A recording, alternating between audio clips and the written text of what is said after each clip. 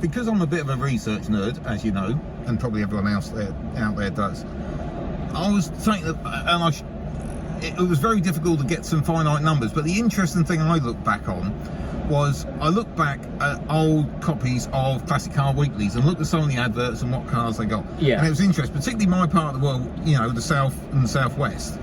People like SWVA back in 2019 were advertising auctions for about 100 cars. Yeah. They're still advertising auctions for about 100 cars. Charterhouse, still around 60 to 70 cars per auction. I think particularly, and I'm not saying it's a northern problem particularly, but you look at, you've got Matthewson's, who back in that, I couldn't get a finite number of Matthewson's, but from looking at the programs, I think they were doing like 80 to 100 cars for an auction. Yeah. And I don't know if they were doing the monthly, but let's, for argument's sake, say they were. They're now selling 300 vehicles a month, so that's an extra 200. Yep. Over a year, that's an extra 2,400. Yep. You've got Manor Park that have entered the market. Yep.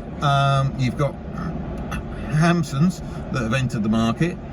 So you take, you know, how many sales a year do, I think Manor Park do about 6 up north, and possibly a few more down south. Yeah. So I think Barron's were doing 50.